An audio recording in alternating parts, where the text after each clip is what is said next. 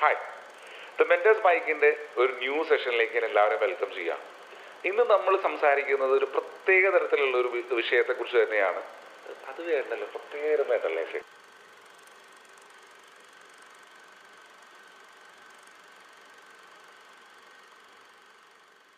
Hi, the mentors മൈക്കിൻ്റെ new സെഷനിലേക്ക് ഞാൻ welcome ചെയ്യാണ്. ഇന്ന് നമ്മൾ സംസാരിക്കാൻ പോകുന്ന ഒരു സ്പെഷ്യൽ ടോപ്പിക്കാണ്. ഏതൊരു സാധാരണക്കാരനും ഇപ്പോൾ ചർച്ച ചെയ്തുകൊണ്ടിരിക്കുന്ന artificial intelligence and data science. ഇതിൻ്റെ കൂടുതൽ വിശേഷങ്ങൾ അറിയാൻ വേണ്ടിയിട്ട് സോഫ്റ്റ്വെയർ ഇൻഡസ്ട്രിയിലും അതേപോലെ തന്നെ ഡാറ്റാ സയൻസ് ഇൻഡസ്ട്രിയിലും വർഷങ്ങളുടെ എക്സ്പീരിയൻസ് ഉള്ള എക്സ്പേർട്ടാണ് നമ്മുടെ കൂടെയുള്ളത്, Baiju sir. So welcome sir. Okay sir, actually ഇപ്പോൾ ഞാൻ നേരത്തെ തുടക്കത്തിൽ പറഞ്ഞ പോലെ തന്നെ ഏതൊരാളുകൾ ഇപ്പോൾ സംസാരിച്ചുകൊണ്ടിരിക്കുന്നത്, അതായത് സാധാരണക്കാരായാലും സംസാരിച്ചുകൊണ്ടിരിക്കുന്ന ഒരു ടോപ്പിക്കാണ് ഇപ്പോൾ ആർട്ടിഫിഷ്യൽ ഇൻ്റലിജൻസ്. സാർ, എന്താണ് actually AI and data science? ശരിയാണ്, വലിയൊരു അല്ലേ ഒരു പ്രശ്നം തന്നെയാണ് മുന്നിൽ നിൽക്കുന്നത്. കാരണം സാധാരണക്കാർ പലരും സംസാരിക്കുമ്പം data science, artificial intelligence, machine learning, big data ഇതെല്ലാം കൂടെ ഒന്ന് മിക്സ് ചെയ്യാറുണ്ട്. അത് അവരുടെ കുറ്റമല്ല, കാരണം അവർക്ക് പ്രോപ്പറായിട്ട് എന്താണ് ഈ കൺസെപ്റ്റ് എന്നുള്ളത് കൃത്യമായിട്ട് ഇത് ക്ലാരിഫൈ ചെയ്ത് കിട്ടാത്തതുകൊണ്ട് ഉള്ള പ്രശ്നം മാത്രമേ. ഓക്കെ, അപ്പോൾ നമുക്ക് നോക്കാം. ഇത് കേൾക്കുന്ന അനവധി ആൾക്കാരുണ്ട്, അവർക്ക് കൃത്യമായിട്ട് അറിഞ്ഞിരിക്കണം എന്താണ് ഡാറ്റാ സയൻസ് എന്നുള്ള സംഭവം. ഇതൊരു ബ്രോഡ് മീനിങ് ആണ് സാർ. ലോകത്തിലുള്ള എല്ലാ ഡേറ്റ റിലേറ്റ് ചെയ്തിരിക്കുന്ന എല്ലാ കൺസെപ്റ്റുകളെയും കൂടെ ഇൻറ്റഗ്രേറ്റ് ചെയ്ത് വെച്ചിരിക്കുന്ന ഒരു ടേമാണ് ഡാറ്റാ സയൻസ് എന്ന് പറയുന്നത്. ലോകത്ത് എവിടെയുണ്ടോ ഡേറ്റ, നമുക്ക് ആ ടൈം എല്ലായിടത്തും കൂടെ ചേർത്ത് വെച്ച് ഡാറ്റാ സയൻസ് എന്ന് ഉപയോഗിക്കാം. അപ്പോൾ തീർന്നില്ല, ഇതിന് പിന്നിൽ ഒരു വേർഡ് ഉണ്ടല്ലേ, സയൻസ്. അപ്പോൾ തീർച്ചയായിട്ടും അവിടെയാണ് ഇതിനകത്ത് വരുന്നത്. എന്താണ് ഇതിനകത്ത് സയൻസ് എന്നുള്ള വേർഡ് പലർക്കും അറിയില്ല. അപ്പോൾ തീർച്ചയായിട്ടും നമുക്ക് ഫിസിക്സ്, കെമിസ്ട്രി, മാത്സ് ഇതൊക്കെ നമ്മൾ ചെറിയ പ്രായം മുതൽ സംസാരിച്ച് വരുന്നതുകൊണ്ടായിരുന്നു നമുക്ക് അതിനെക്കുറിച്ച് ഒരു ഐഡിയ ഉണ്ട്. പക്ഷേ ഡേറ്റാ സയൻസ് എന്ന് പറയുമ്പോഴത്തേക്കും നമുക്ക് ഐഡിയ എത്തിയിട്ടില്ല. എന്താണെന്ന് നോക്കാം. ഇപ്പോൾ ലോകത്തൊന്ന് ഓർത്തേക്ക്, നമുക്ക് സാധാരണ ഒരു വീട് മുതൽ വലിയ ഇൻഡസ്ട്രികൾ, എന്റർപ്രൈസ് ലെവൽ ഒരു സെക്ടറിലേക്ക് എത്തും തോറും അവിടെ എല്ലാം ജനറേറ്റ് ചെയ്യുന്ന എന്താണ്, ഡേറ്റയാണ്. പലതരത്തിലുള്ള ഡേറ്റ ഉണ്ട് ശരിക്കും അല്ലേ. അപ്പൊ നമ്മുടെ റിയൽ ലൈഫിലേക്ക് നോർത്തേക്ക്, നമ്മൾ സാറിന്റെ ഇപ്പോൾ ഒരു ഫോൺ ഇരിപ്പുണ്ട്, ആ ഫോണിനകത്ത് എടുത്ത് വയ്ക്കാൻ അറിയാം. 4 ടൈപ്പ് ഡേറ്റ ഉപയോഗിക്കുന്നുണ്ട് അല്ലേ. ഏതാ? ഓഡിയോ ഉണ്ട്, വീഡിയോ ഉണ്ട്, ഇമേജ് ഉണ്ട്, ടെക്സ്റ്റ് ഉണ്ട്. അപ്പൊ സാർ ഉപയോഗിക്കുന്നുണ്ട്, അല്ലെ സാറിന്റെ വീട്ടിലുള്ള ഏറ്റവും ചെറിയ കുട്ടിയാണ് ആരാണ് അവർ ഉപയോഗിക്കുന്നുണ്ട് അല്ലെ. നമ്മുടെ വീട്ടിൽ ഏറ്റവും മുതിർന്ന ആൾക്കാർ ഉപയോഗിക്കുന്നുണ്ട് ഈ സംഭവം. പക്ഷെ ആരും ഇത് ചിന്തിക്കുന്നില്ല. അവരുപയോഗിക്കുന്നത് ഈ പറയുന്ന ഡേറ്റ ലോകത്തെ വലിയൊരു കാര്യമാണ് അവർ ഉപയോഗിക്കുന്നത് അറിഞ്ഞില്ല. അവരറിഞ്ഞോ അറിയാതെ ഈ ഡാറ്റാ സയൻസ് എന്ന് പറഞ്ഞ ലോകത്തിലെ ഒരു മെമ്പർ ആവും. ഇനി ഇതെങ്ങനെയാണ് കടന്നു വരുന്നത് നോക്കാം. ഈ ഡേറ്റനെ നമുക്ക് ജനറലി പൊതുവെ നമുക്ക് ഇൻഡസ്ട്രിയിലേക്ക് വരാം. നമ്മുടെ സാധാരണക്കാരുടെ പോയിന്റ് ഓഫ് വ്യൂ മാറിയിട്ട് ഇൻഡസ്ട്രിയിലേക്ക് വരാം. ഇപ്പൊ ഇൻഡസ്ട്രിക്ക് നമുക്ക് ഈ ഡേറ്റയ്ക്ക് ഒരു ഫോർമാറ്റ് ഉണ്ട്. പൊതുവെ അവർ പറയുന്നത്, നമുക്ക് ഇൻഡസ്ട്രി പറയുന്നത് structured, unstructured, semi structured. Structured നമുക്ക് കോമൺ. ഇപ്പം നമ്മൾ സാധാരണഗതിയിൽ ഇപ്പോൾ ഈ പല കമ്പനികളുടെ ഡേറ്റ കിടക്കുന്ന എവിടെയാണെന്ന് അറിയാം, ഡേറ്റാബേസ് എന്ന് പറയും. ഉദാഹരണം പറഞ്ഞാൽ നമുക്ക് MySQL, Oracle, SQL server, Ingres, DB2 അതുപോലെയുള്ള വളരെ പോപ്പുലർ ആയിട്ടുള്ള കൊമേഴ്സ്യലി അവൈലബിൾ ആയിട്ടുള്ള ഡേറ്റാബേസിനകത്ത് ഡേറ്റ കിട്ടും. ആ ഡേറ്റയിൽ നിന്ന് എടുക്കേണ്ട ആവശ്യം വരും, കമ്പനികളുടെ ഡേറ്റ. ചിലർ ഇപ്പോഴത്തെ കാലത്ത് നമുക്ക് ഇതൊക്കെ മെയിൻറ്റെയിൻ ചെയ്യുന്നുള്ള ബുദ്ധിമുട്ടുള്ളതുകൊണ്ട് പലപ്പോഴും അവർ ഡേറ്റ കീപ്പ് ചെയ്യുന്ന എവിടെയാണ്, നമ്മുടെ ക്ലൗഡിലായിരിക്കും. ക്ലൗഡിൽ നിന്നും ഡേറ്റ എടുക്കാൻ പറ്റും. ചിലർ കുറച്ചുകൂടെയൊക്കെ മീഡിയം ലെവൽ കമ്പനി ആണെങ്കിൽ അവരെന്ത് ചെയ്യും, അവരുടെ ഡേറ്റ എടുക്കുന്ന എവിടെയായിരിക്കും, Excel sheet, CSV file, JSON file, XML അങ്ങനെ കീപ്പ് ചെയ്യുന്നവരുണ്ട്. ചിലപ്പോൾ ആ ഡേറ്റ ജനറേറ്റ് ചെയ്യുന്ന അവരുടെ സോഫ്റ്റ്വെയറിന്റെ പാർട്ടായിരിക്കും. അവർക്ക് ചിലപ്പോൾ ERP സോഫ്റ്റ്വെയറുകൾ കാണും, അല്ലാത്ത സോഫ്റ്റ്വെയർ CRM ആയിട്ടുള്ള സോഫ്റ്റ്വെയറുകൾ കാണും. ഇതിനകത്ത് നിന്നൊക്കെ ജനറേറ്റ് ചെയ്യുന്ന ഡേറ്റ ഉണ്ട്. അപ്പൊ എന്താണെങ്കിലും നമ്മൾ പറഞ്ഞ പല സോഴ്സുകളിൽ നിന്ന് ഡേറ്റ ജനറേറ്റ് ചെയ്യുന്നു. ഇനി കമ്പനിക്ക് ഒരു നോർമൽ ഒരു CRM-നൊക്കെ വരുന്ന ഒരു പ്രശ്നം എന്താണെന്ന് വെച്ചാൽ, അവർക്ക് ആവശ്യമായിട്ടുള്ള എല്ലാ റിപ്പോർട്ടുകളും CRM-ൽ ജനറേറ്റ് ചെയ്യാൻ പറ്റത്തില്ല. അപ്പോൾ ഒരു കമ്പനിയിൽ പെട്ടെന്ന് റിക്വയർമെന്റ് പറയും, എനിക്ക് ഇന്ന റിപ്പോർട്ട് വേണം. അപ്പോൾ തീർച്ചയായിട്ടും എന്താ പറ്റുന്നത്, നമ്മുടെ ഈ CRM-നകത്ത് നമ്മളിത് ആഡ് ചെയ്ത് വെച്ചിട്ടില്ലായിരുന്നു. അവിടെയാണ് പ്രശ്നം വരുന്നത്. അപ്പോൾ എന്ത് ചെയ്യണം, നമ്മൾക്കിത് വേറൊരു ടീമിനെ നമ്മൾ സമീപിക്കണം. അവിടെയാണ് നമ്മുടെ ഡേറ്റാ സയൻസ് തുടങ്ങുന്നത് ശരിക്കും പറയുന്നത്. ഇനി എന്താണ് നമ്മൾ ഇതിനകത്ത് ഡേറ്റാ സയൻസ് എന്നുള്ളത് ഇനിയാണ് നമ്മൾ കൺട്രോൾ ചെയ്യാനായിട്ട് പോകുന്നത്. സിംപ്ലി ഇപ്പം നമ്മൾ ഡേറ്റ കളക്ട് ചെയ്തല്ലേ, കമ്പനിയുടെ സൈഡിൽ നിന്നാകാം, ക്ലൗഡിൽ നിന്നാകാം, പല സോഴ്സുകളിൽ നിന്ന് ഡേറ്റ കളക്ട് ചെയ്തു. ഇനി കളക്ട് ചെയ്ത് വെച്ചിരിക്കുന്ന ഡേറ്റയ്ക്ക് നമ്മൾ എന്ത് ചെയ്യും, നമ്മളതിനെ എവിടെയെങ്കിലും സേഫ് ആയിട്ട് ലൊക്കേഷനിൽ കൊണ്ടുപോയി നമ്മൾ സ്റ്റോർ ചെയ്തു. നമ്മൾ പറഞ്ഞല്ലോ, ഡേറ്റാബേസ് ആകാം, ക്ലൗഡ് ആകാം. ഇപ്പോൾ രണ്ടാമത്തെ പോയിന്റ് നമ്മുടെ ഇത് ക്ലിയർ. മൂന്നാമത്തെ പോയിന്റ് എന്ന് പറയുന്നത്, നമുക്ക് കമ്പനി ആവശ്യപ്പെട്ടിരിക്കുന്ന അല്ലെങ്കിൽ ഒരു ഇൻഡിവിജ്വൽ പേഴ്സൺ ആവശ്യപ്പെട്ടിരിക്കുന്ന അവരുടെ റിക്വയർമെന്റ് ആവുള്ള ആ ഡേറ്റ അല്ലെങ്കിൽ ആ റിയൽ ഇൻസൈറ്റ് നമ്മൾ പറയും ഈ പോയിന്റിൽ, അത് നമുക്ക് എക്സ്ട്രാക്ട് ചെയ്യണം. അപ്പോൾ എക്സ്ട്രാക്ട് ചെയ്യണമെങ്കിൽ എന്ത് ചെയ്യണം, വെറുതെ നമുക്കിത് കൊടുക്കാൻ പറ്റില്ല. നമ്മളല്ല ഇതിന്റെ ഫോർമുല. ഇതൊക്കെ നൂറ്റാണ്ടുകളായിട്ട് സ്റ്റാറ്റിസ്റ്റിക്സിലും മാത്തമാറ്റിക്സിലും ഒക്കെ ഡിഫൈൻ ചെയ്ത് വെച്ചിരിക്കുന്ന കൺസെപ്റ്റുകളുണ്ട്. ആ കൺസെപ്റ്റ് ഉപയോഗിച്ചിട്ടാണ് നമ്മൾ എന്ത് ചെയ്യുന്നത്, ഈ റിയൽ ഇൻസൈറ്റ് ഇതിൽ നിന്ന് എക്സ്ട്രാക്ട് ചെയ്യുന്നത്. ഓക്കെ. അത് ഒരു എക്സാമ്പിൾ പറയും, സാധാരണക്കാർക്ക് മനസ്സിലാവുന്ന ഒരു ഭാഷ പറയുകയാണെങ്കിൽ നമുക്കിപ്പോൾ സ്റ്റാൻഡേർഡ് ഡീവിയേഷൻ എത്രയോ കാലങ്ങൾക്ക് മുന്നേ നമ്മുടെ അല്ലെ സ്റ്റാറ്റിസ്റ്റിക്സിൽ ഡെറൈവ് ചെയ്തിരിക്കുന്ന കൺസെപ്റ്റാണ്. അപ്പോൾ നമുക്ക് ഒരു 100 ഡേറ്റ ഉണ്ടെങ്കിൽ എനിക്കത് ചെയ്യാനായിട്ട് കുറേ സമയം എടുക്കും. പക്ഷെ ഞാൻ സാറിനോട് പറയാം, എനിക്കൊരു 1000 അല്ല, 10,000 അല്ല, 1 lakh അല്ല, 20 lakh അല്ല, ഒരു 1 CR ഡേറ്റയും കൂടെ തരുവാണ്. അപ്പോൾ എന്ത് പറ്റും, നമ്മൾ ഈ പറയുന്ന പ്രോസസ്സ് എല്ലാം നമ്മുടെ നിന്ന് സ്ലിപ്പായി പോയി. അപ്പോൾ എന്ത് ചെയ്യും നമ്മൾ, അവിടെയാണ് ഡാറ്റ സയൻസിൻ്റെ ഒരു ഇമ്പോർട്ടൻസ്. ഈ റിയൽ ഇൻസൈറ്റ് എക്സ്ട്രാക്ട് ചെയ്യുക എന്ന് പറഞ്ഞാൽ, അല്ലെങ്കിൽ സ്റ്റാൻഡേർഡ് ഡീവിയേഷൻ നമുക്ക് കാൽക്കുലേറ്റ് ചെയ്യണമെങ്കിൽ നമുക്ക് അതിന് കറസ്പോണ്ടിങ് ആയിട്ടുള്ള ഇൻബിൽറ്റ് ആയിട്ടുള്ള ലൈബ്രറികൾ പല ടെക്നോളജികളിലും ഡെവലപ്പ് ചെയ്ത് വെച്ചിട്ടുണ്ട്, അല്ലെങ്കിൽ പൈത്തൺ പോലുള്ള ടെക്നോളജികൾ ഡെവലപ്പ് ചെയ്ത് വെച്ചിട്ടുണ്ട്. ഇനി അടുത്തൊരു പോയിന്റ്സ്, നമുക്ക് ഈ കിട്ടിയിരിക്കുന്ന റിസൾട്ട് ഇല്ലേ, ഈ റിസൾട്ടിനെ നമുക്ക് മനോഹരമായിട്ട് പ്രസന്റ് ചെയ്യണം അല്ലേ. ഒരു എക്സാമ്പിൾ, നമ്മളിപ്പോൾ ഒരു റെസ്റ്റോറൻറ്റിൽ പോയി ഫുഡ് കഴിക്കണം. റെസ്റ്റോറൻറ്റിൽ പോയി ഫുഡ് കഴിക്കുമ്പോൾ നമ്മൾ അറിയുന്നില്ല ആരാണ് ഒരു ഫുഡ് പ്രിപ്പയർ ചെയ്തിരിക്കുന്നത് അല്ലേ. ചിലപ്പോൾ അവർ ചിലപ്പോൾ നല്ല രീതിയിലായിരിക്കും പ്രിപ്പയർ ചെയ്തിരിക്കുന്നത്, ചിലപ്പോൾ നമ്മൾ കാണാത്ത, നമ്മൾ വളരെ ട്രസ്റ്റ് ചെയ്തിരിക്കുന്ന ഒരു റെസ്റ്റോറൻറ്റിൽ പോലും നല്ല ഫുഡ് ആയിരിക്കണം എന്ന് പറഞ്ഞില്ല. പക്ഷെ അവർ മനോഹരമായിട്ട് കൊണ്ട് പ്രസന്റ് ചെയ്യുമ്പോൾ നമ്മൾ വളരെ ഹാപ്പിയാണ് എന്ന് പറഞ്ഞ രീതിയിൽ നമ്മൾക്ക് കിട്ടിയിരിക്കുന്ന റിസൾട്ടിനെ വളരെ മനോഹരമായിട്ട് എന്ത് ചെയ്യണം, നമുക്ക് വിഷ്വലൈസ് ചെയ്യണം. ഓക്കെ. അപ്പം നമ്മുടെ എല്ലാ ടാസ്കുകളുമായി കളക്ട് ചെയ്തു, സ്റ്റോർ ചെയ്തു, അനലൈസ് ചെയ്ത് റിപ്പോർട്ട് ജനറേറ്റ് ചെയ്തു അല്ലെ. ഇനി നമ്മുടെ ഒരു ടേം നമ്മൾ ആൻസർ ചെയ്യാനുണ്ട്, ദാറ്റ് ഈസ് അനലൈസിങ്. പലരും മിസ്അണ്ടർസ്റ്റാൻഡ് ചെയ്യുന്ന ഒരു വേർഡാണ് എന്താണ് അനലൈസ് ചെയ്യാന്നുള്ളത്. അനലൈസ് ചെയ്യാന്ന് പറഞ്ഞാൽ എന്താ സാറിന് തോന്നിയിട്ടുണ്ട് എന്താണെന്നുള്ളത് അല്ലെ, പലപ്പോഴും കൺഫ്യൂഷൻ ഉണ്ടായിട്ടുണ്ട്. സാർ ഈ പറഞ്ഞ പോലെ സ്റ്റാറ്റിസ്റ്റിക്സും മാത്തമാറ്റിക്സും ഇതിനകത്ത് വലിയൊരു എസെൻഷ്യൽ പാർട്ടാണ്. അപ്പോൾ അവിടെ എന്ത് സംഭവിക്കുന്നത് വെച്ചാൽ, സയന്റിഫിക് മെത്തഡോളജീസ് ഇതിന്റെ ബിഹൈൻഡിലുണ്ട്. ഞാൻ മുമ്പേ പറഞ്ഞാലേ ഈ പറയുന്നത് സ്റ്റാൻഡേർഡ് ഡീവിയേഷൻ മാത്രമല്ല, മീൻ, അല്ലെങ്കിൽ നമ്മൾ പറയുന്ന റിഗ്രഷൻസ്, ആർട്ടിഫിഷ്യൽ ഇന്റലിജൻസിന്റെ അൽഗോരിതംസ്, ഈ അൽഗോരിതംസ് എല്ലാം ഈ പ്രോഗ്രാമിംഗ് പ്ലാറ്റ്ഫോമിൽ അവർ ഇന്റഗ്രേറ്റ് ചെയ്ത് വെച്ചിട്ടുണ്ട്. അതാണ് നേരത്തെ നമ്മൾ അനലൈസിന്റെ പാർട്ട് എടുത്തിരിക്കുന്നത്. ചില സമയത്ത് അത് നമ്മൾ മെഷീൻ ലേണിംഗ് എന്നുള്ള പേരിലായിരിക്കും ഉപയോഗിക്കുന്നത്, ചിലപ്പോൾ അത് ആർട്ടിഫിഷ്യൽ ഇന്റലിജൻസിന്റെ സെക്ടറിലായിരിക്കും ഉപയോഗിക്കുന്നത്, ചിലപ്പോൾ അത് ബിഗ് ഡേറ്റ സെക്ടറിലായിരിക്കും ഉപയോഗിക്കുന്നത്. ഏതിനാണെങ്കിലും നമുക്ക് ഈ പറയുന്ന അനാലിറ്റിക്കൽ പ്രോസസ് ചെയ്യുമ്പോൾ നമുക്ക് റിസൾട്ട് കിട്ടും. ഇതാണ് ഏകദേശം ഒരു ഡേറ്റ സയൻസിന്റെ ഒരു സൈക്കിൾ കംപ്ലീറ്റ് ആകുന്നത്. ഓക്കെ. അപ്പോൾ സാർ ഇതിൽ അത്രയധികം, ഇപ്പോൾ സാറ് പറഞ്ഞപ്പോൾ എനിക്ക് മനസ്സിലായെന്ന്, അത്രയും അവസരങ്ങൾ ഇനി വളരാൻ പോകുന്നൊരു ഏരിയ ആണല്ലേ. ആക്ച്വലി വളരാൻ പോകുന്നു എന്നുള്ള വാക്കിന് ഉപയോഗിക്കാൻ പറ്റില്ല, ഓൾറെഡി വളർന്നു കഴിഞ്ഞു. നമുക്ക് ഇനി ഇതിനകത്തൊന്ന് മാറി നിൽക്കാൻ പറ്റില്ല സാർ. ഡാറ്റ സയൻസ് ഇൻഡസ്ട്രിയുടെ ഏറ്റവും വലിയൊരു രസകരമായ ഒരു കാര്യം എന്ന് പറഞ്ഞാൽ, ഫിനാൻസ് ഓൺലൈൻ എന്ന് പറയുന്ന ഒരു സ്റ്റാറ്റിസ്റ്റിക്കൽ ഇന്റർനാഷണൽ ഒരു ഡിവിഷൻ ഉണ്ട്. അവരുടെ അനാലിറ്റിക്കൽ റിപ്പോർട്ട് അനുസരിച്ച് ഈ 2030 നമ്മുടെ ഇൻഡസ്ട്രിയിൽ ഇപ്പോൾ കറന്റ് എക്സിസ്റ്റ് ചെയ്തിരിക്കുന്ന 50% ആൾക്കാർ അവർ റീസ്കില്ല് ചെയ്തില്ലെങ്കിൽ അവർക്ക് ഒരു കാരണവശാലും ഈ ജോബിൽ ഇനി സർവൈവ് ചെയ്യാൻ പറ്റത്തില്ല. 50% ആൾക്കാർ. സർ, ഈ ഡ്യൂറേഷൻ അധികം ഇല്ല, വെറും 2030 ആണ് ഞാൻ ഈ പറഞ്ഞത്. 5 years കൂടി ഉള്ളൂ. അപ്പോൾ എല്ലാ മേഖലകളിലും ഇരിക്കുന്നവർക്കും ഒന്നെങ്കിൽ അവരുടെ എക്സിസ്റ്റിംഗ് സ്കില്ല് റീസ്കില്ല് ചെയ്യണമെന്നാണ് നമ്മുടെ ഈ ഫിനാൻസ് ഓൺലൈനിൽ നമ്മളോട് സജസ്റ്റ് ചെയ്തിരിക്കുന്നത്. അതുപോലെ മജോറിറ്റി ജോബുകളും ആർട്ടിഫിഷ്യൽ ഇന്റലിജൻസ്, മെഷീൻ ലേണിംഗ് ഈ സെക്ടറിലേക്ക് പോയി. അതുപോലെ ഓട്ടോമേഷൻ ഇതിന്റെ ഒരു വലിയ പാർട്ടാണ്, കാരണം എല്ലാം ഓട്ടോമേഷൻ ലെവലിലേക്ക് നമ്മളിത് കൊണ്ടുവന്നു. ഇതിന്റെ എല്ലാം ആർട്ടിഫിഷ്യൽ ഇന്റലിജൻസിന്റെ പാർട്ടായിട്ട് അങ്ങനെയും ധാരാളം ജോബ് സെക്ടറുകൾ പുതിയതായിട്ട് ജനറേറ്റ് ചെയ്യുമ്പോൾ തന്നെ എക്സിസ്റ്റിംഗ് ആയിട്ട് അവരുടെ ആ ട്രഡീഷണൽ ജോബ് സെക്ടറുകൾ മാറിക്കൊണ്ടിരിക്കും. അപ്പോൾ നമ്മൾ റീസ്കില്ല് ചെയ്യാൻ നമുക്ക് ഇൻഡസ്ട്രിയിൽ ഒരു കാരണവശാലും സർവൈവ് ചെയ്യാൻ പറ്റത്തില്ല. ഓക്കെ. അപ്പോൾ സാർ, ഇപ്പോൾ ഈ AI ലോകം വരുമ്പോൾ, അല്ലെങ്കിൽ ഡാറ്റാ സയൻസിന്റെ ലോകം വരുമ്പോൾ ജോലി പോകുമെന്ന് പറയുന്നത് ഒരിക്കലും അപ്സ്കിൽ ചെയ്യാത്തവരാണ് അത് നഷ്ടപ്പെടുന്നത് അല്ലേ. അത് എല്ലാ കാലഘട്ടത്തിലും ഉണ്ട്. ചെറിയൊരു എക്സാമ്പിൾ പറയാം. പണ്ടത്തെ കാലത്ത് നമ്മൾ വളരെ വർഷങ്ങൾക്ക് മുന്നേ നമ്മുടെ പാടത്തൊക്കെ നമ്മൾ കിളക്കാനായിട്ട് അല്ലേ മൺവെട്ടി ഉപയോഗിച്ചിരുന്നു. ആ മൺവെട്ടി ട്രാക്ടർ വന്നപ്പോൾ നമ്മൾ പറഞ്ഞു, അയ്യോ നമ്മുടെ ജോബ് നഷ്ടപ്പെടും. ആർക്കും ജോബ് നഷ്ടപ്പെട്ടില്ല. അവരുടെ ട്രാക്ടർ വന്നു, പുതിയ ട്രാക്ടർ ഓപ്പറേറ്റർ വന്നു. ശരിയല്ലേ? ഇതേ സംഭവം തന്നെ നമുക്ക് ഇനിയും വരുന്നുണ്ട്. അപ്പോൾ പുതിയ ആർട്ടിഫിഷ്യൽ ഇന്റലിജൻസ് സെക്ടറുകൾ നമ്മുടെ കാലത്തിനനുസൃതമായിട്ട് ഇത് ചേഞ്ച് വരുമ്പോൾ നമ്മൾ അതിൽ സ്കില്ലാകണം. അത് മാത്രമേ നമുക്ക് ചെയ്യാൻ പറ്റുള്ളൂ. സാർ, ഇപ്പോൾ ഈ ആർട്ടിഫിഷ്യൽ ഇന്റലിജൻസ് നമ്മൾ ഇത്രയും ബൂമിംഗ് ആയി വരുമ്പോഴത്തേക്കും സാർ, ഇത് ഒരു ഫോർ ദ ഹ്യൂമൻ കോൺസെപ്റ്റ് അത് നല്ലതാണോ അല്ലെങ്കിൽ മോശമാണോ? സാറിന്റെ ഒരു അഭിപ്രായം എന്താണ്? ഇതിനകത്ത് സാർ നല്ലതും ചീത്തയും ഡിസൈഡ് ചെയ്യാൻ നമ്മൾ ആളല്ല. കാരണം എന്താണ്, ഈ ലോകത്തിന്റെ ഫ്ലോയ്ക്ക് അനുസരിച്ച് നമ്മൾ മൂവ് ചെയ്തേ പറ്റുള്ളൂ. ഇപ്പോൾ നമ്മൾ ഇതിൽ നിന്ന് മാറി നിന്നാൽ എന്ത് സംഭവിക്കും? ഓട്ടോമാറ്റിക്കലി നമ്മൾ ആ സിസ്റ്റത്തിൽ നിന്ന് ഔട്ട്ഡേറ്റ് ആയി പോകും. നമ്മൾ മാറ്റപ്പെടും. ഒരു എക്സാമ്പിൾ പറയാം, എല്ലാവർക്കും വളരെ രസകരമായിട്ടുള്ള കാര്യമാണ് എനിക്ക് തോന്നുന്നത്. നമ്മുടെയൊക്കെ വീട്ടിലുള്ള ഗ്രാൻഡ് പേരൻസ് കുറച്ച് നാളുകൾക്ക് മുന്നേ അവരുടെ സ്മാർട്ട് ഫോൺ ഉപയോഗിക്കാനായിട്ട്, ഞാൻ പറഞ്ഞത് ഏകദേശം ഒരു 10-15 വർഷം മുന്നത്തെ കാര്യമാണ്. അന്ന് നമ്മളോട് സ്മാർട്ട് ഫോൺ അപ്പച്ച അല്ല അമ്മച്ചി അച്ഛ ഫോൺ ഉപയോഗിക്കാൻ പറഞ്ഞു. എനിക്ക് വേണ്ട, എനിക്ക് പഴയ നിങ്ങളെ കീപാഡുള്ള ഫോൺ, അഥവാ നമ്മുടെ സിംബിയൻ ഫോണുകളായിരുന്നു അവർക്ക് താല്പര്യം. അതേസമയം നമ്മൾ ഇന്ന് പറയുകയാണ് ഇന്ന് അവരോട് ഫോൺ ഉപയോഗിക്കാതിരിക്കാൻ നമുക്ക് പറ്റുന്നില്ല. കാരണം നമ്മൾ ഉപയോഗിക്കുന്നതിനേക്കാൾ കൂടുതൽ ഫോണുകൾ ഉപയോഗിക്കുന്നത് നമ്മുടെ ഗ്രാൻഡ് പേരൻസ്. അതെ അതെ സാർ അത് തന്നെയാണ് കാരണം.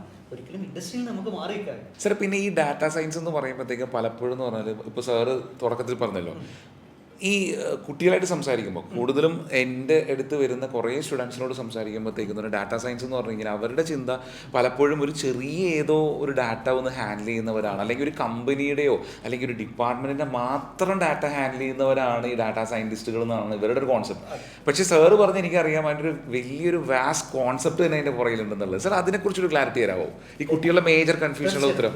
നമുക്കത് ശരിക്കും എന്താ വെച്ചാൽ കുട്ടികൾക്ക് അവരുടെ ഇഗ്നോറൻസ് ആണ്. അത് ശരിക്കും പറഞ്ഞാൽ കുട്ടികൾ മാത്രമല്ല, എല്ലാവർക്കും ഉണ്ട്, മുതിർന്നവർക്ക് ഈ പ്രശ്നമുണ്ട്. കാരണം നമ്മുടെ ഇൻഡസ്ട്രിയിൽ എങ്ങനെ ഡേറ്റ ജനറേറ്റ് ചെയ്യുന്നു എന്ന് അവർക്ക് അറിയില്ല.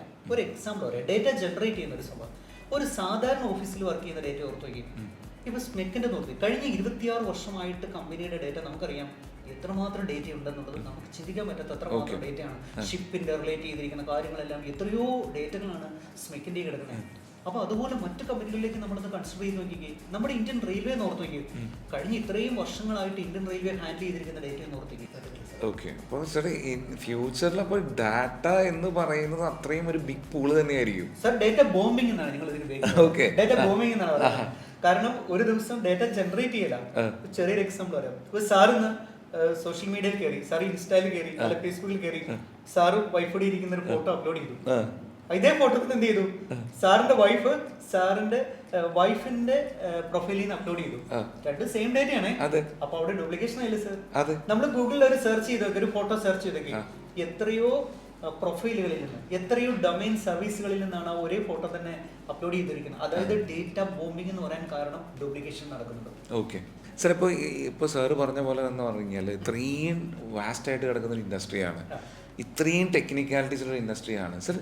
ഇത് ആർക്കൊക്കെ പഠിക്കാൻ സാധിക്കും? കാര്യം സാറ് പറയുമ്പോൾ തന്നെ ഇതിൻ്റെ ഒരു ഇമ്പോർട്ടൻസ് എനിക്ക് മനസ്സിലാവുന്നുണ്ട്. പക്ഷേ അതേപോലെ തന്നെ കുട്ടികൾ വരുന്ന കാര്യമായിരിക്കും, ഞങ്ങൾക്ക് ഇത് പഠിക്കാൻ പറ്റുമോ, അല്ലെങ്കിൽ ഞങ്ങൾ ഏത് കാറ്റഗറിയിലുള്ള കുട്ടികൾക്ക് സാർ ഇത് പഠിക്കാൻ പറ്റുക? വളരെ നല്ലൊരു ക്വസ്റ്റനാണ് സാർ. വളരെ എന്താണ് ഇപ്പോൾ ഏറ്റവും കൂടുതൽ നമുക്ക് ഏറ്റവും കൂടുതൽ ഫീൽ ചെയ്യുന്ന, അല്ലെങ്കിൽ ആൾക്കാർ കൂടുതൽ നമ്മളോട് അന്വേഷിച്ച് വരുന്ന ഒരു സംഭവം ആർക്കൊക്കെ പഠിക്കാം. ആദ്യമായിട്ട് ഞാൻ എല്ലാവരോടും പറയട്ടെ, ഡാറ്റാ സയൻസ് പഠിക്കുന്നത് ശരിക്കും പറഞ്ഞാൽ നമുക്കൊരു ബൗണ്ടറിയിൽ ഇന്നത്തെ കാലത്ത് ഇടാൻ പറ്റില്ല. കാരണം നമ്മുടെ റിയൽ ലൈഫിലെ സംഭവമാണ്. ഇനി നമുക്ക് ആദ്യമായിട്ട് ഫസ്റ്റ് നമുക്ക് ഇതിനോടുള്ള താല്പര്യമാണ്. എനിക്ക് ഡാറ്റാ സയൻസ് പഠിക്കണം, ഇൻഡസ്ട്രിയിൽ വലിയൊരു ജോബ് സെക്ടറിലേക്ക് പോകണം, എനിക്ക് വലിയ പൊസിഷനിൽ എത്തണം. ആദ്യം നമുക്ക് ആ വിഷനാണ് നമുക്ക് വേണ്ടത്, ആ ഇൻട്രസ്റ്റ് ആണ് വേണ്ടത്. രണ്ടാമത് പിന്നെ കമ്പനികളുടെ പോയിന്റ് ഓഫ് വ്യൂ വരുമ്പോഴത്തേക്കിന് പൊതുവെ ചിലപ്പോൾ കമ്പനികൾ പറയും നിങ്ങൾക്ക് ഒരു ബാച്ചിലർ ഡിഗ്രി വേണം. അതാണ് നമുക്കൊരു പോയിന്റ് സാർ. രണ്ടാമത്തെ പോയിന്റ് സാർ ബാച്ചിലർ ഡിഗ്രി. അത് സാർ ഏത് ഡിഗ്രി ആണെങ്കിലും കുഴപ്പമില്ല, തീർച്ചയായിട്ടും നമുക്ക് വരാം അനലിറ്റിക്സ്. പക്ഷെ ഒരു പ്രശ്നം, നമ്മൾ ഹയർ ലെവലിലേക്ക് പോകുമ്പോൾ നമുക്ക് അതിനകത്തേക്ക് മാത്തമാറ്റിക്സ്, സ്റ്റാറ്റിസ്റ്റിക്സ് കൺസെപ്റ്റുകൾ നമ്മുടെ അക്കാഡമിക് ടൈമിൽ നമ്മൾ പഠിച്ചിട്ടുള്ളവർക്ക് ഈസി ആയിട്ട് പഠിക്കാൻ പറ്റും. മാത്രമല്ല കമ്പനികളും കൂടുതൽ അങ്ങനെയുള്ളവരെ പ്രൊമോട്ട് ചെയ്യുന്നുണ്ട്. അവർ കൂടുതൽ പ്രയോറിറ്റി കൊടുക്കുന്ന ആ ഒരു കാറ്റഗറിയിൽപ്പെട്ട ഒരു സ്റ്റുഡൻസിന് തന്നെയാണ്. പിന്നെ ഇനിയിപ്പോൾ നിങ്ങൾക്ക് ഒരു സിംഗിൾ ലൈൻ കോഡ് പോലും പഠിക്കാതെ സാറേ നമ്മൾക്ക് ഡേറ്റ അനാലിറ്റിക്സ് പഠിക്കാം, അനാലിസ്റ്റ് ആകാൻ പറ്റും. ഒരു എക്സാമ്പിൾ, നിങ്ങൾക്ക് പവർ ബൈ ചെയ്യാം, അല്ലെങ്കിൽ ടാബ്ലോ ചെയ്യാം, അല്ലെങ്കിൽ ഗൂഗിളിന്റെ അനാലിറ്റിക്സ് ടൂൾ ഉപയോഗിക്കാം, അല്ലെങ്കിൽ അഡോബിന്റെ അനാലിറ്റിക്സ് ടൂൾ ഉപയോഗിക്കാം. ഇതിനകത്തൊരു സിംഗിൾ ലൈൻ ഓഫ് കോഡ് എഴുതാതെ പോലും നമുക്ക് ഡേറ്റ അനാലിസ്റ്റ് ആകാം. അങ്ങനെ ഒരു ഓപ്ഷൻ ഉണ്ട്. അപ്പൊ അതിന് വേണ്ടിയിട്ട് നമുക്ക് വലിയ കമ്പ്യൂട്ടർ സയൻസിനോ ആർട്ടിഫിഷ്യൽ ഇന്റലിജൻസിനോ ഡിഗ്രിയോ PG ഒന്നും നമുക്ക് ആവശ്യമില്ല. ഏത് സെക്ടറിൽ, ഇപ്പൊ ഫിസിക്സ് എന്ന സെക്ടറിൽ നിന്ന് വരുന്ന കുട്ടികൾക്ക് അവർക്ക് പഠിക്കാം. കാരണം ഫിസിക്സ് എന്ന് പറയുന്നത് നമ്മുടെ സയൻസ് സെക്ടറിലെ ഒരു വളരെ പ്രധാനപ്പെട്ട ഒരു സബ്ജക്റ്റ് ആണ്. അവർക്ക് അവര് മാത്സ് നന്നായിട്ട് ഹാൻഡിൽ ചെയ്തിട്ടുണ്ട്. കെമിസ്ട്രി എന്ന് പറയുന്ന കുട്ടികളെ കുറിച്ച് ഓർത്തേക്ക്, കെമിസ്ട്രി എന്ന് പറയുന്നത് അവർക്ക് ഈ പറഞ്ഞ എല്ലാ ഇതും ഉണ്ട്. നമുക്കിവിടെ എൻ്റെ അടുത്ത് വരുന്ന ഫിസിക്സിലെ കെമിസ്ട്രിയിലെ കുട്ടികൾ പെർഫോം എന്നുള്ള ചെയ്യുന്നത് വളരെ മനോഹരമായിട്ട് പെർഫോം ചെയ്യുന്നുണ്ട് സാർ. ഇനി ഇതിനകത്ത് ശ്രദ്ധിക്കേണ്ട വേറെ കാര്യമുണ്ട്, നമ്മൾ പലരും ധരിച്ചിരിക്കുന്ന സ്റ്റാറ്റിക്സും മാത്സും ബാക്ക്ഗ്രൗണ്ടും അല്ലെങ്കിൽ കമ്പ്യൂട്ടർ സയൻസ് ഉള്ളവർക്ക് മാത്രമാണെന്ന് അല്ല. ഏറ്റവും നല്ല രസകരമായ കാര്യം സാറിന് അറിയാം, ഈ അടുത്ത കാലഘട്ടത്തിൽ നമ്മുടെ ഇപ്പോൾ ടെക്നോ പാർക്കിൽ എൻ്റെ സുഹൃത്തിൻ്റെ ചില കമ്പനികളിൽ ഇപ്പോൾ വർക്ക് ചെയ്യുന്നവർ അവർ വർക്ക് ചെയ്തിരിക്കുന്നത് എവിടെ നിന്ന് വെച്ചാൽ എക്കണോമിക് സെക്ടറിൽ നിന്നാണ്. എന്തുകൊണ്ടെന്ന് സാറേ, അവരൊരു ഫാർമ കമ്പനിയാണ് വർക്ക് ചെയ്തിരിക്കുന്നത്. അവരുടെ ഈ പറയുന്ന അവരുടെ ഫാർമ ഡേറ്റ ഒക്കെ അനലൈസ് ചെയ്യാനായിട്ട് ഉപയോഗിക്കുന്ന ഒരു ടീമുണ്ട്. അതിനകത്ത് ഇരിക്കുന്ന സ്റ്റാറ്റിക്സുകാർ, കുറെ പേര് ഈ എക്കണോമിക്സുകാർ, പക്ഷെ അവരെല്ലാം ചെയ്യുന്നത് അനാലിറ്റിക്സ് ആണ്. ആർ പ്രോഗ്രാമിനകത്ത് അനാലിറ്റിക്സ് ചെയ്യുന്നുണ്ട്, പൈത്തൺ പ്രോഗ്രാമിന് അനാലിറ്റിക്സ് ചെയ്യുന്നുണ്ട്. അപ്പൊ ആർക്കും അതിനകത്ത് കടന്നു വരാം. ഇനി വേറെ പലപ്പോഴും നമ്മൾ ധരിക്കാറുണ്ട് ഈ BBA കഴിഞ്ഞാൽ അടുത്ത് എനിക്ക് MBA ക്കാണ് പോകാൻ പറ്റുന്നത്. ഒന്നും പേടിക്കണ്ട, MBA BBA അല്ല MBA അല്ല, നമുക്ക് BA കഴിഞ്ഞാൽ പോലും നിങ്ങൾക്ക് അനാലിസ്റ്റ് ആകാൻ പറ്റും, ഡേറ്റ അനാലിസ്റ്റ് ആകാൻ പറ്റും. ആർട്ടിഫിഷ്യൽ ഇന്റലിജൻസിലേക്ക് നമുക്ക് പോകുന്നതിന്റെ സമയത്ത് മാത്രമാണ് നമുക്ക് മാത്തമാറ്റിക്സ് സ്റ്റാറ്റിക്സിനൊക്കെ നമുക്ക് ഇത്രയും നമ്മൾ ഫോക്കസ് ചെയ്യേണ്ട ആവശ്യമുണ്ട്. ഓക്കെ. ആ സമയത്ത് അനാലിറ്റിക്കൽ അല്ലെങ്കിൽ ഡേറ്റ അനാലിസ്റ്റ് ആവുന്നതിന് ഒരിക്കലും ഒരാൾക്ക് ഈ പറയുന്ന കാര്യങ്ങളൊന്നും ഒരു തടസ്സമല്ല. പക്ഷെ തീർച്ചയായിട്ടും നമുക്കൊരു ബാച്ചിലർ ഡിഗ്രി നമുക്ക് ഉണ്ടായിരിക്കണം. അല്ലെങ്കിൽ അത് പലപ്പോഴും കമ്പനികൾ അത് ഒന്ന് ചിലപ്പോൾ അത് മോണിറ്റർ ചെയ്യാൻ സാധ്യതയുണ്ട്. ചില കമ്പനികൾക്ക് അത് നിർബന്ധമില്ല. കാരണം ഇന്നത്തെ കാലത്ത് ഉണ്ടായിരിക്കുന്ന ഏറ്റവും വലിയ ട്രെൻഡ് എന്ന് പറയുന്നത് കമ്പനികൾ അവരുടെ ടാലന്റ് ആണ് നോക്കുന്നത് കുട്ടികളുടെ. ഇപ്പൊ ഞാൻ പലപ്പോഴും ശ്രദ്ധിച്ചിട്ടുണ്ട്, പല കമ്പനികളും ധാരാളം പേപ്പേഴ്സുകൾ പെൻഡിങ് ഉള്ള കുട്ടികളെ തന്നെ എടുത്തിട്ടുണ്ട്. അവർക്ക് പ്രശ്നമില്ല, അവർ പക്ഷെ ടാലന്റ് ആണ് നോക്കുന്നത്. അവർ നല്ല ടാലന്റ് ആണെങ്കിൽ അവർക്കറിയാം വീണ്ടും അവരുടെ ടെക്നോളജികൾ അവരെ കൊടുത്ത് കൂടുതൽ ടെക്നോളജിയിലേക്ക് കൊണ്ടുവന്ന് അവർ ഗ്രോ ചെയ്യാനായിട്ട്. ഓക്കെ.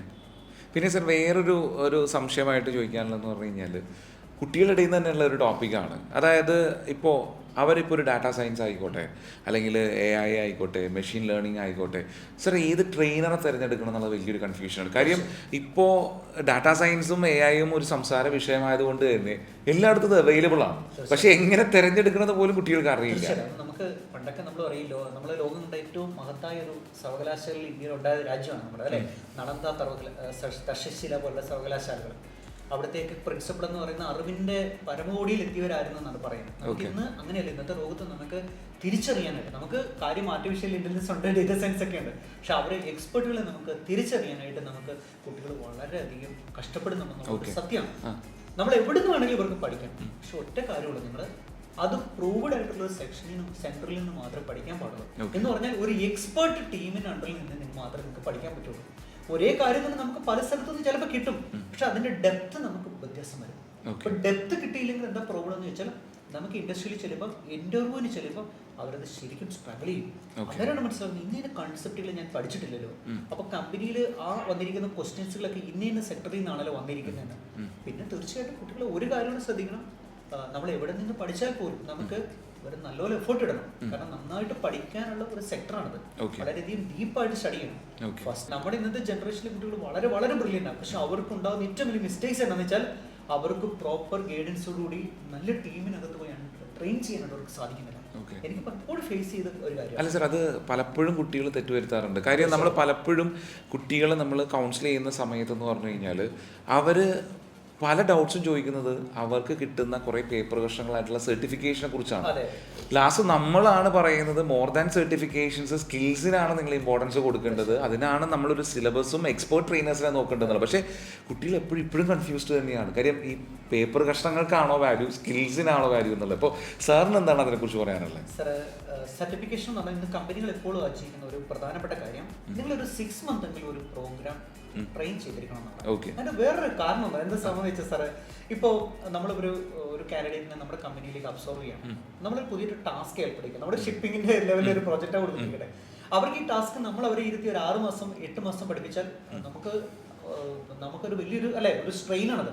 കാരണം അവരെ A മുതൽ Z മുതൽ ഈ ടെക്നിക്ക് മൊത്തം പഠിപ്പിക്കും. അതേസമയം ഇവരൊരു ഈ ഏരിയയിൽ അത്യാവശ്യം ട്രെയിൻ ചെയ്തിട്ട് ഒരു 6 മാസമോ 7 മാസമോ ഒരു 5-8 മാസം ഒരു ട്രെയിൻ ചെയ്തിട്ട് വരുവാണെങ്കിൽ നമുക്ക് അവരെ ട്രെയിൻ ചെയ്യാൻ ഭയങ്കര ഈസിയാണ്. അപ്പൊ പെട്ടെന്ന് അവർക്ക് നമ്മൾ അവരെ പ്രോജക്റ്റിലേക്ക് നമുക്ക് സ്വിച്ച് ചെയ്യാനായിട്ട് പറ്റും, വളരെ ഈസി ആയിരിക്കും. അപ്പോൾ തീർച്ചയായിട്ടും നമ്മൾ കുട്ടികൾ ആദ്യം മനസ്സിലാക്കേണ്ട കാര്യം സർട്ടിഫിക്കേഷൻസ് ഒരു പാർട്ടെന്ന് മാത്രമേ ഉള്ളൂ ഇന്നത്തെ കാലത്ത്. ഈ ഇൻഡസ്ട്രിയൊക്കെ കടന്നു വന്ന സമയത്ത് സർട്ടിഫിക്കേഷൻ ഒരു പ്രയോറിറ്റി ഉണ്ടായിരുന്നു. പക്ഷെ ഇപ്പം സർട്ടിഫിക്കേഷനേക്കാളും കൂടുതൽ പ്രയോറിറ്റി എന്ന് പറയുന്നത് സ്കില്ലാണ്. സ്കില്ല് ആൻഡ് നോളജ്, ഇത് രണ്ടും ഇല്ലെങ്കിൽ നമുക്ക് ഉണ്ടായിട്ട് ഒരു കാര്യമില്ല.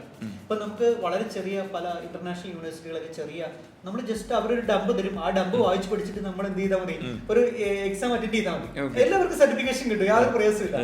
പക്ഷെ ആ സർട്ടിഫിക്കറ്റ് വെച്ചിട്ട് നിങ്ങൾക്ക് ഒരിക്കലും ഒരു പ്രോജക്റ്റ് കംപ്ലീറ്റ് ചെയ്യാൻ പറ്റത്തില്ല, ഒരു അനാലിസിസ് പ്രോജക്റ്റ് ചെയ്യാൻ പറ്റില്ല, ഒരു മെഷീൻ ലേണിംഗ് പ്രോജക്റ്റ് ചെയ്യാൻ പറ്റില്ല. അവിടെ നമ്മുടെ കയ്യിൽ നിന്നെല്ലാം സ്ലിപ്പായി പോകും.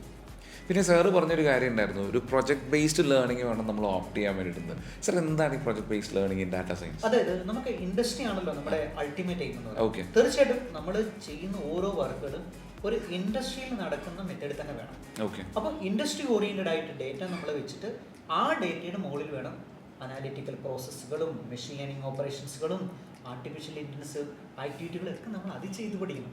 അല്ലെങ്കിൽ എന്താണെന്ന് വെച്ചാൽ അവർ ഇൻഡസ്ട്രി ചെന്ന് കഴിയുമ്പോഴത്തേക്കിനും ഒരു റിയൽ ടൈം ഡേറ്റ കിട്ടുമ്പോൾ ആകെ അവർ പകച്ചു പോകും, ഞാൻ ഇങ്ങനെയല്ലല്ലോ ട്രെയിൻ ചെയ്തിരിക്കുന്നത്. അപ്പോൾ അവിടെ നമ്മളന്ന് പഠിച്ചിരുന്ന കൺസെപ്റ്റുകൾ മാത്രം ചിലപ്പോൾ മാത്രം നമ്മളെ രക്ഷിക്കത്തില്ല. തീർച്ചയായിട്ടും നമ്മുടെ ഒരു ലോജിക്ക് അതിനകത്ത് അപ്ലൈ ചെയ്യണം. എങ്കിലും അതുപോലെയുള്ള ഡേറ്റകളിൽ നമ്മൾ വർക്ക് ചെയ്തിട്ടുണ്ടെങ്കിൽ തീർച്ചയായിട്ടും അവർക്കത് വലിയൊരു കോൺഫിഡൻസ് ആയിരുന്നു. അപ്പോൾ സാർ ഒരു പ്രൊജക്ട് ബേസ്ഡ് ട്രെയിനിങ് കഴിയുമ്പോൾ അവർ എക്സ്പീരിയൻസ് പേഴ്സൺ തന്നെയാണ്. തീർച്ചയായിട്ടും അതാണ് നമ്മുടെ റിയൽ ഇന്റേൺഷിപ്പ് എന്നുള്ള കൺസെപ്റ്റ് നമ്മൾ മെയിൻ ചെയ്യുന്നത്. ശരിക്കും പലപ്പോഴും ഇന്റേൺഷിപ്പ് എന്ന് പറഞ്ഞ ആൾക്കാർ പലരും കൊടുക്കുന്നുണ്ടെന്ന് പറഞ്ഞാൽ അവർക്ക് പ്രോജക്ട് എക്സ്പീരിയൻസ് കൊടുക്കുന്നില്ല. ഞാൻ ആ കാര്യത്തിൽ ഭയങ്കര സ്ട്രിക്റ്റ് ആണ്. നമ്മുടെ കുട്ടികൾ അപ്പോൾ എപ്പോൾ പറഞ്ഞാൽ അത് പ്രോജക്ട് എക്സ്പീരിയൻസ് എന്ന് പറയുന്നത് കമ്പൽസറിയാണ്.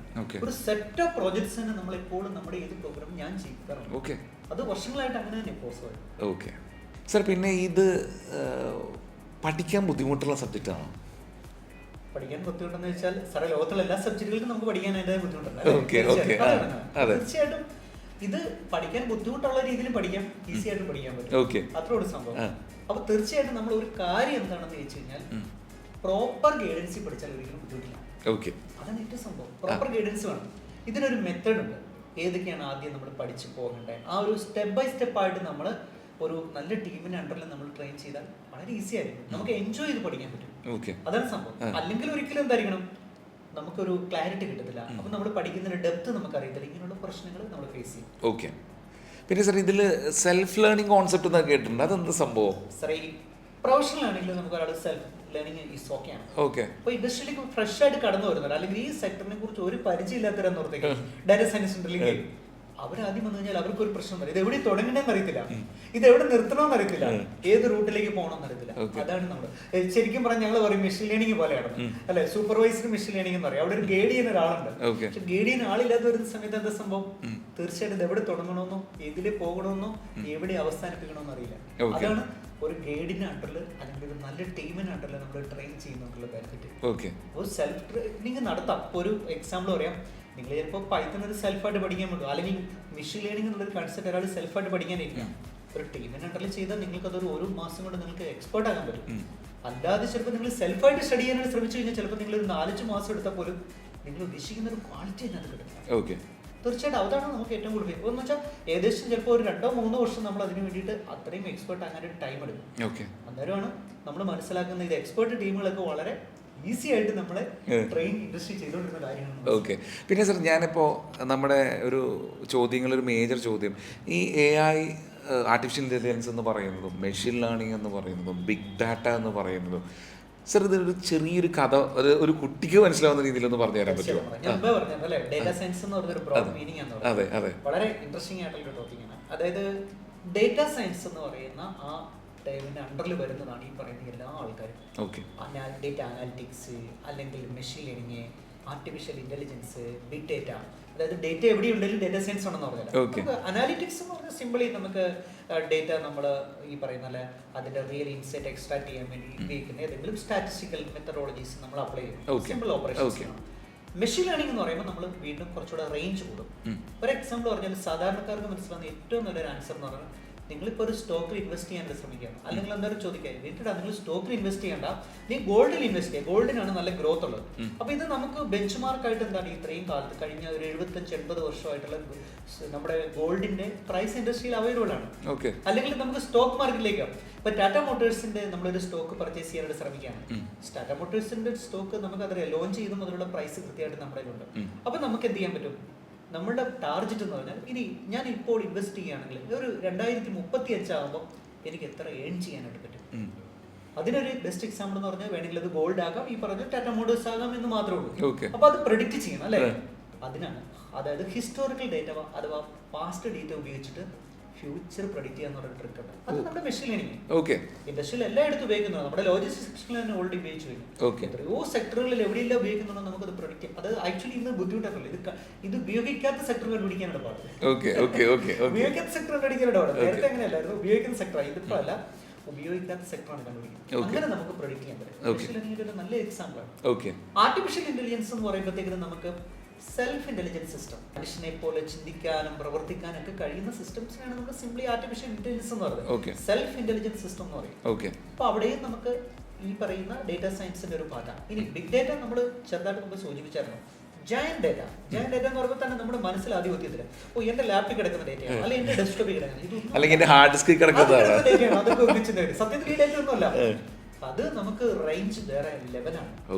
നമ്മുടെ ഈ ഓഫീസുകളിൽ ഇരിക്കുന്ന അല്ലെങ്കിൽ നമ്മുടെ കൊച്ചി നഗരത്തിൽ ഇരിക്കുന്ന സിസ്റ്റത്തിൽ എല്ലാത്തുണ്ട്. ഞാൻ സെർവറല്ല ഉദ്ദേശിക്കുന്നത്, അവരുടെ എല്ലാം പേഴ്സണൽ ലാപ്ടോപ്പിലേക്ക് ഡേറ്റ കൂടിയാൽ പോലും ബിഗ് ഡേറ്റ എന്നുള്ള കാറ്റഗറിയിലേക്ക് എത്തില്ല. അത് ഡേറ്റയ്ക്ക് ഒരു കൗണ്ട് ഉണ്ട്, കിലോബൈറ്റ്, മെഗാബൈറ്റ്, ജിഗാബൈറ്റ്, അങ്ങനെ എക്സ, യോട്ട, പെൻഡ റേഞ്ചിൽ വരുന്ന ഡേറ്റകളാണ് നമ്മൾ ബിഗ് ഡേറ്റ എന്ന് പറയുന്നത്. ശരിക്കും ആ ഡേറ്റകളാണ് ശരിക്കും ഈ കാറ്റഗറി വരുന്നത്. എക്സാമ്പിൾ, നമ്മുടെ ഗൂഗിളിനകത്ത്, നമ്മുടെ യൂട്യൂബിനകത്ത് ഡേറ്റ, അല്ലെങ്കിൽ ഇൻസ്റ്റാഗ്രാമിന്റെ ഡേറ്റ, ഇതൊക്കെ നമുക്ക് ബിഗ് ഡേറ്റയുടെ കാറ്റഗറി വരുന്നതാണ്. ആ ഡേറ്റ പ്രോസസ് ചെയ്യുക എന്നുള്ളതാണ് ശരിക്കും വലിയൊരു ടാസ്ക് ആയിട്ട് നിൽക്കുന്നത്. ഇന്ന് ഇൻഡസ്ട്രിയിൽ ഏറ്റവും കൂടുതൽ ആൾക്കാർ കടന്നു വരുന്ന വേറെ സെക്ടറാണ് നമ്മുടെ ഡേറ്റ സയൻസിനത് പറയുന്ന ബിഗ് ഡേറ്റ. വളരെ നമുക്ക് ആർക്കും അറിയുന്നില്ല, അല്ലെങ്കിൽ പലരും അധികം ശ്രദ്ധിക്കാതെ പോകും. എല്ലാവരും പലപ്പോഴും ആർട്ടിഫിഷ്യൽ ഇന്റലിജൻസിലേക്ക് മാത്രം ഫോക്കസ് ചെയ്യുന്നു, ആരും അല്ലെങ്കിൽ മെഷീൻ ലേണിംഗിലേക്ക് ഫോക്കസ് ചെയ്യുമ്പോൾ ഈ ബിഗ് ഡേറ്റ സെക്ടർ അതേപടി കിടക്കുക. കാരണം എന്താ, നേരത്തെ പറഞ്ഞ ഡേറ്റ ബോംബിങ് ഇവിടെ നടക്കുകയാണ്. പിന്നെ സാർ, നമ്മളിപ്പോൾ ഏറ്റവും കൂടുതൽ ഇപ്പോൾ ഒരു സാധാരണ ഒരു വ്യക്തി അല്ലെങ്കിൽ ഒരു പേഴ്സണൽ പ്രൈവസി എന്ന് പറഞ്ഞൊരു സംഭവമുണ്ട്. പക്ഷേ ഇന്നത്തെ ഡിജിറ്റൽ വേൾഡിൽ ഈ ഡാറ്റ മൈനിങ്, സാറ് പറഞ്ഞൊരു ഡാറ്റ മൈനിങ്ങിൽ അല്ലെങ്കിൽ ഡാറ്റ ബോംബിങ്ങിൽ സാർ അത് സത്യത്തിൽ നഷ്ടപ്പെടുന്നുണ്ടോ? തീർച്ചയായിട്ടും സാർ. നമുക്കൊരിക്കലും നമ്മൾ പറയും ഡേറ്റ സെക്യൂരിറ്റി എന്ന് പറയുന്നത്, നമ്മളുടെ ഓർത്ത് വയ്ക്കുക, നമ്മളുടെ പേഴ്സണൽ ഡേറ്റകളെ കുറിച്ച് നമ്മുടെ വീട്ടിലിരിക്കുന്നവർക്ക് കാര്യമായിട്ട് അറിയത്തില്ല. പക്ഷെ ഗൂഗിളിന് നമ്മളെക്കാളും കൂടുതൽ അറിയാം. നമ്മൾ എന്ത് ചിന്തിക്കുന്നു, നമ്മൾ എന്ത് പ്രവർത്തിക്കുന്നു, നമ്മൾ എന്തൊക്കെ ചെയ്തു, എല്ലാ ആക്ടിവിറ്റികളും ഗൂഗിളിന്റെ ടൂളിലുണ്ട്. അല്ലെങ്കിൽ ഗൂഗിളിന്റെ OS അത് ക്യാപ്ചർ ചെയ്യുന്നുണ്ട്, അല്ലെ ആൻഡ്രോയിഡ് ക്യാപ്ചർ ചെയ്യുന്നുണ്ട്, അല്ലെങ്കിൽ US ക്യാപ്ചർ ചെയ്യുന്നുണ്ട്. അപ്പൊ നമ്മൾ ഡിജിറ്റൽ ലോകത്തിലേക്ക് നമ്മളൊരു ഗാഡ്ജറ്റ് വഴി കണക്ട് ചെയ്താൽ അവിടെ പ്രൈവസി എന്ന് പറയുന്നതിന് ഒരു ലിമിറ്റ് ഉണ്ട്. അവിടെ ട്രസ്റ്റ് മാത്രമേ ഉള്ളൂ സാർ. ഇപ്പൊ എന്റെ ട്രസ്റ്റ് ആണ് ഗൂഗിൾ എന്റെ ഡേറ്റ സേവ് ചെയ്യും, അല്ലെങ്കിൽ ഫേസ്ബുക്ക് എന്റെ ഡേറ്റ സേവ് ചെയ്യും, അല്ലെ? ആ ഒരു ട്രസ്റ്റ് ആണ്. നമുക്കും ആ ട്രസ്റ്റിൽ തന്നെ നിൽക്കാം സാർ. അപ്പോൾ സാർ, ഇത് പ്യുവർലി ഇപ്പോൾ ഞാൻ സാറിന് പറഞ്ഞു കഴിഞ്ഞാൽ ഇൻ ഫ്യൂച്ചറിൽ എന്തായാലും ഡാറ്റ സയൻസ് ഇല്ലാതെ ഇനി മുന്നോട്ട് പോകാൻ പറ്റത്തില്ല. ഞങ്ങൾ ഫ്യൂച്ചറിൽ ഉപയോഗിക്കുന്നില്ല, കാരണം കറന്റ് കമ്പനി ഉപയോഗിച്ചു കഴിഞ്ഞു പോയി, അവർ അതിലേക്ക് പെട്ടുപോയി വളരെയധികം. ഞാൻ വർഷങ്ങൾക്ക് മുന്നേ 2018 ഞങ്ങൾ ഇൻഫോ പാർക്കിൽ ഒരു ടീമിൽ ഞങ്ങൾ കൂടിയ സമയത്ത് അന്ന് മാറ്റ്ലാബ് കമ്പനി വന്നിട്ടുണ്ടായിരുന്നു. അവർ പറഞ്ഞു, അന്ന് ഉദ്ദേശിച്ച് പറഞ്ഞു, ഇപ്പോൾ ഒരു 16% കമ്പനികളാണ് ഇൻഡസ്ട്രിയിലേക്ക് വന്നിരിക്കുന്നത്. ഈ കഴിഞ്ഞ ഇത്രയും വർഷങ്ങൾ കൊണ്ട് തന്നെ എത്രയോ കമ്പനികൾ ഇന്ന് അതിനകത്ത് വന്നു. ഏറ്റവും രസകരമായ കാര്യം, പണ്ടൊക്കെ ഒരു സോഫ്റ്റ്വെയർ കമ്പനി ഡെവലപ്പ് ചെയ്യാന്ന് പറഞ്ഞാൽ അവർ പ്യുവർ സോഫ്റ്റ്വെയർ ഡെവലപ്പ് ചെയ്യുന്ന പക്ക IT കമ്പനികൾ മാത്രമേ ഉള്ളൂ. ഇപ്പൊ നമ്മൾ IT ആയിക്കോട്ടെ, നോൺ IT ആയിക്കോട്ടെ, നോൺ IT സെക്ടർ ആണല്ലോ ഇൻഡസ്ട്രിയിൽ കൂടുതലുള്ളത്, അവർക്കും ഉണ്ട് ഡേറ്റ. മുമ്പേ പറഞ്ഞ പോലെ ആ ഡേറ്റ അനലൈസ് ചെയ്യുന്നതിനും ടീം വേണം. അവിടെ ചിലപ്പോൾ ബിഗ് ഡേറ്റ ആയിരിക്കും, ചിലപ്പോൾ ആർട്ടിഫിഷ്യൽ ഇന്റലിജൻസ് ആക്ടിവിറ്റികളാകാം. ഒരു ട്രേഡിംഗ് കമ്പനി ആണെങ്കിൽ അവർക്ക് മെഷീൻ ലേണിംഗ് ആണ് ആവശ്യം വരുന്നത്. ട്രേഡിംഗ് കമ്പനി നമ്മൾ ഒരു ദിവസം എത്ര പ്രാവശ്യമാണ് ഒരാൾ വിളിക്കുന്നല്ലേ, നിങ്ങൾക്ക് ഞങ്ങൾ സ്റ്റോക്കിന്റെ ഇത് തരാം, അല്ലെങ്കിൽ നിങ്ങൾക്ക് നല്ല സ്റ്റോക്ക് ഇൻവെസ്റ്റ്മെന്റ് ഗൈഡൻസ് തരാം, ഞങ്ങൾക്ക് ഒരു പേയ്മെന്റ് ഉണ്ട് കൊടുക്കാം, ഓക്കെ എന്നാ ചെയ്തേക്കാന്ന് സാർ വിചാരിക്കും. ഇത് തന്നെയാണ് സാർ അവർ ചെയ്യുന്നത്. അവർ മാർക്കറ്റ് സ്റ്റഡി ചെയ്യുന്നു, പ്ലസ് നമ്മൾ ഇതുപോലുള്ള ഹിസ്റ്റോറിക്കൽ ഡേറ്റ വെച്ചിട്ട് ഫ്യൂച്ചർ പ്രൊഡിക്റ്റ് ചെയ്തിട്ട് അതിന്റെ സ്റ്റോക്കിന്റെ പ്രൈസ് അനലൈസ് ചെയ്തു. ഓക്കെ, അപ്പോൾ സാർ ഡാറ്റ സയൻസിലേക്ക് തുടങ്ങണമെന്നുണ്ടെങ്കിൽ എത്രയും വേഗം തുടങ്ങാന്നുള്ളതല്ല, അത് വേറെ മടിച്ചു നിന്നിട്ടുണ്ടെങ്കിൽ ആകെ പ്രശ്നം വെച്ചാൽ നമുക്ക് ആ സെക്ടറിലേക്ക് എത്താനും പറ്റില്ല. നമ്മുടെ പിന്നെ റിസ്കിൽ ചെയ്യാൻ നമുക്ക് അവസരമില്ല. കാരണം തീർച്ചയായിട്ടും ഏറ്റവും കൂടുതൽ ആൾക്കാർ ശ്രദ്ധിക്കേണ്ട കാര്യം, നമ്മുടെ കറണ്ട് സ്കിൽ എന്താണെന്ന് നിങ്ങൾ അനലൈസ് ചെയ്തിരിക്കണം. അനലൈസ് ചെയ്യാതെ നമുക്ക് ഒരിക്കലും അതിലേക്ക് വരാൻ പറ്റത്തില്ല. കാരണം നമുക്ക് ഇന്നത്തെ ഉള്ള, അല്ലെങ്കിൽ നമ്മൾ ട്രഡീഷണൽ ആയിട്ട് ഏതെങ്കിലും ഒരു ഡിഗ്രി പഠിച്ചിരിക്കുന്നു, PG പഠിച്ചിരിക്കുന്നു, പലരും പറയുമോ ഞാൻ PG പഠിച്ചു, ഡിഗ്രി പഠിച്ചു, എന്നിട്ട് പക്ഷേ എനിക്ക് ജോബില്ലാത്ത അതുകൊണ്ടല്ല. കമ്പനികൾ എപ്പോഴും സ്കിൽഡ് ആയിട്ടുള്ള ആൾക്കാരെ മാത്രമേ അബ്സോർവ് ചെയ്യത്തുള്ളൂ. ഏത് കമ്പനി, ചെറിയ കമ്പനി ആയിക്കോട്ടെ, വലിയ കമ്പനി, അല്ലെങ്കിൽ മീഡിയം ലെവൽ കമ്പനി ആയിക്കോട്ടെ, ഹൈ ലെവൽ കമ്പനി ആയിക്കോട്ടെ, അവർക്ക് എപ്പോഴും സ്കിൽഡ് ആയിട്ടുള്ള ആൾക്കാരെ തന്നെ വേണം എന്നുള്ളത് കമ്പൽസറി ആണ്. ഓക്കെ, പിന്നെ സാർ, ഈ ഡാറ്റ സയൻസ് മേഖലയിലോട്ട് വരുന്ന കുട്ടികളുടെ അടുത്തൊരു ചോദ്യമായിരിക്കും, എനിക്ക് ഇപ്പോൾ ഇത്രയും ഡിമാൻഡിങ് ആയിട്ടുള്ള കരിയറാണല്ലോ സാർ, എത്രമാത്രം ശമ്പളമൊക്കെ കിട്ടുമായിരിക്കും? വളരെ ഇൻട്രസ്റ്റിംഗ് ആയിട്ടുള്ള വേറെ ക്വസ്റ്റൻ ആണ്. പലപ്പോഴും കുട്ടികൾ ആദ്യം ചോദിക്കുന്നത്, ഒന്നും പറയുന്നില്ല. ഞാൻ നമ്മുടെ ഇതിന്റെ ഓഡിയൻസിനോട് ഞാൻ ആദ്യം പറയുന്നത് വെച്ചാൽ, നിങ്ങൾ ജസ്റ്റ് ഗൂഗിൾ എടുക്കുക, ഒന്ന് പിങ് ചെയ്യാം, average salary of software developer, average salary of data analyst, average salary of a data scientist, average salary of a machine learning expert, or big data engineer, or artificial intelligence expert. നിങ്ങൾ കാണാം, analyst എന്ന് കൊടുത്തു കഴിഞ്ഞാൽ, അതായത് ഈ ഒരു കാറ്റഗറിയിലെ ഏറ്റവും താഴെ ലെവലിൽ നിൽക്കുന്നതാണ് ഡേറ്റ അനാലിസ്റ്റ് എന്ന് പറയുന്നത്. അവർക്ക് തന്നെ കാണാൻ പറ്റും നിങ്ങൾക്ക് ഏകദേശം ഒരു 7 റേഞ്ചിലാണ് ഈ പറയുന്ന. അത് ആവറേജ് വരുമ്പോൾ അത് ഹയർ സാലറി മുതൽ ലോവർ ലെവൽ വരുന്ന ആവറേജ് സാലറിയാണ് പറയുന്നത്. നമുക്കൊരു സോഫ്റ്റ്വെയർ ഡെവലപ്പർ എന്നുള്ള ലെവലിൽ വരുമ്പോൾ 4.5 അല്ലെങ്കിൽ 5 ലാഖിലൊക്കെ ആയിരിക്കും നമുക്ക് അതിനകത്ത് റേഞ്ച് കാണുന്നത്. അപ്പോൾ ഇനി ഇൻഡസ്ട്രിയിൽ അടുത്തൊരു റെവല്യൂഷൻ തന്നെ വരാൻ പോവാണ് സാറേ. തീർച്ചയായിട്ടും എന്താണെന്ന് വെച്ചാൽ, ഈ സോഫ്റ്റ്വെയർ ഡെവലപ്പിംഗ് കമ്പനികളിലെ ഇപ്പോൾ സോഫ്റ്റ്വെയർ ഡെവലപ്പിംഗ് എഞ്ചിനീയേഴ്സ് ആണ് വർക്ക് ചെയ്യുന്നവരെല്ലാം അവരുടെ സ്കില്ല് റീസ്കിൽ ചെയ്യാൻ ടൈം ആയിട്ടുണ്ട്. റീസൺ എന്താണെന്ന് വെച്ചാൽ, അവരുടെ ട്രഡീഷണൽ ആപ്ലിക്കേഷൻ അവർ ഡെവലപ്പ് ചെയ്തിരിക്കുന്നത് അല്ലേ, ആ ട്രഡീഷണൽ ആപ്ലിക്കേഷന് മാത്രം പോരാ. കാരണം എന്താ, ഈ ആപ്ലിക്കേഷൻസിനകത്തൊക്കെ എന്തെങ്കിലും ആർട്ടിഫിഷ്യൽ ഇന്റലിജൻസ് അല്ലെങ്കിൽ മെഷീൻ ലേണിംഗ് ആക്ടിവിറ്റീസ് വരും. അപ്പോൾ തീർച്ചയായിട്ടും ഈ സ്കില്ല് ഉണ്ടെങ്കിൽ മാത്രമേ എന്ത് ചെയ്യാൻ പറ്റുള്ളൂ, അവരുടെ പ്രോജക്റ്റ് ഒന്നെങ്കിൽ അപ്ഗ്രേഡ് ചെയ്യുക, അല്ലെങ്കിൽ പുതിയത് ഡെവലപ്പ് ചെയ്യുമ്പോഴും ഈ സ്കില്ല് അതിനകത്ത് ആഡ് ചെയ്യുമ്പോൾ. ഇന്ന് നമ്മൾ അനവധി വിശേഷങ്ങളാണ് ആർട്ടിഫിഷ്യൽ ഇൻ്റലിജൻസിനെ കുറിച്ചും ഡാറ്റാ സയൻസിനെ കുറിച്ചും ബിഗ് ഡാറ്റയെ കുറിച്ചും മെഷീൻ ലേണിങ്ങിനെ കുറിച്ചൊക്കെ നമ്മൾ അറിഞ്ഞത്. സോ ഈ വിശേഷങ്ങൾ ഇവിടെ അവസാനിക്കുന്നില്ല, ഇനിയും നമ്മൾ തുടരും. സോ അതിന് വേണ്ടിയിട്ട് നമുക്ക് കാത്തിരിക്കാം. Stay tuned.